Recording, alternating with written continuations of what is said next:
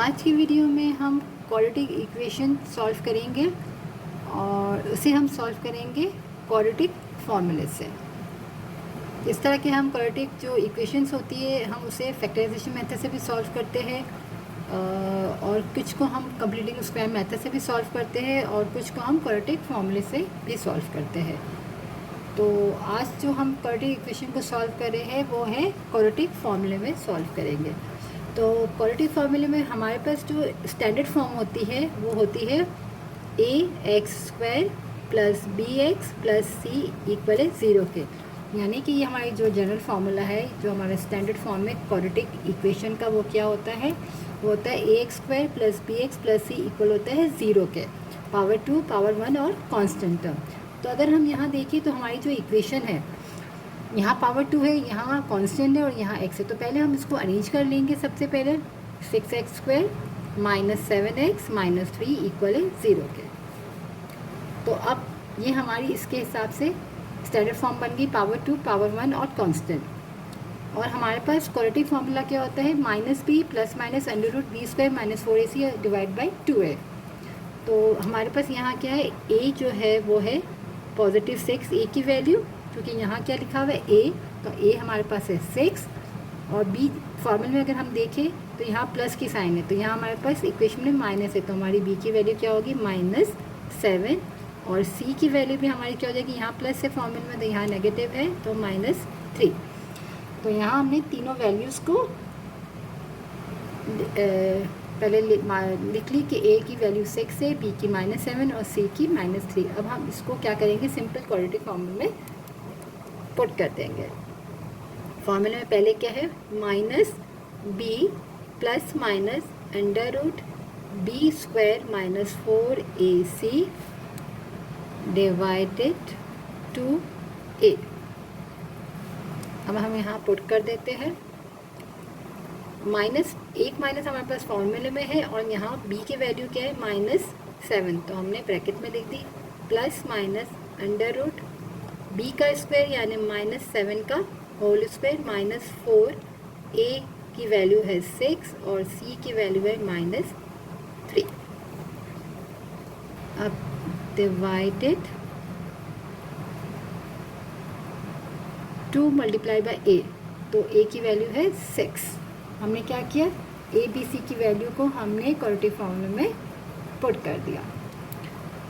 अब हम minus into minus +7 हो गया, प्लस माइनस √b का स्क्वायर यानी -7 का स्क्वायर, तो 7 7 सा 49 और minus into minus plus, bracket में -7 है तो जब हम स्क्वायर पावर दी हुई है तो माइनस इंटू माइनस प्लस हो गया, 7 7 सा 49 और यहाँ पे तीनों मल्टीप्लाई हो रहे हैं, 4ac जो है वो मल्टीप्लाई हो रहा है, तो माइनस इंटू माइनस बना प्लस, 4 6 24, 24 3 से हमने किया तो हमारे पास आ गया 72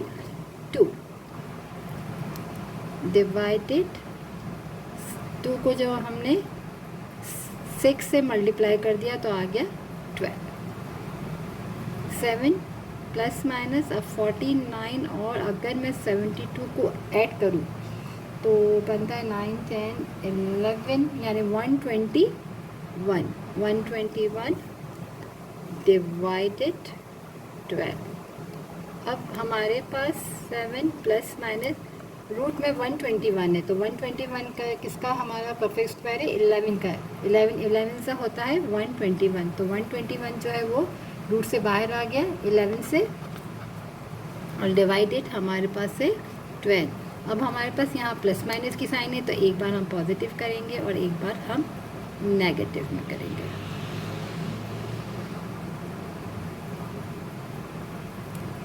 सेवन और 11 को ऐड करेंगे तो 18 डिवाइड बाई 12, तो 6 2 ज़ा 12, 6 3 ज़ा 18, तो एक x की वैल्यू आ गई 3/2 और यहाँ आ जाएगी 11 में से 7 को अगर मैं माइनस कर दूँ तो बनेगा 4 और -4, क्योंकि 11 बड़ा है वो नेगेटिव में है, 4 1 ज़ा 4, 4 3 ज़ा 12, तो x की दूसरी वैल्यू आ गई -1/3।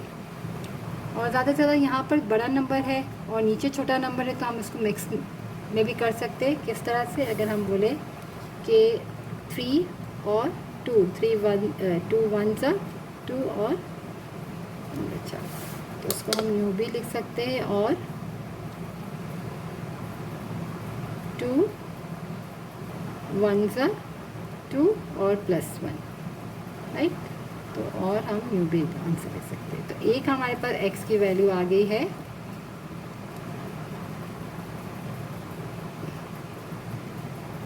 1/2, और दूसरी x की वैल्यू आ गई -1/3 आंसर। क्योंकि यहाँ हमारे पास अगर हम देखें तो फॉर्मूले में हमारे पास प्लस माइनस साइन है, और जब हमने यहाँ पर 121 का स्क्वायर रूट फाइंड किया तो 11 आया।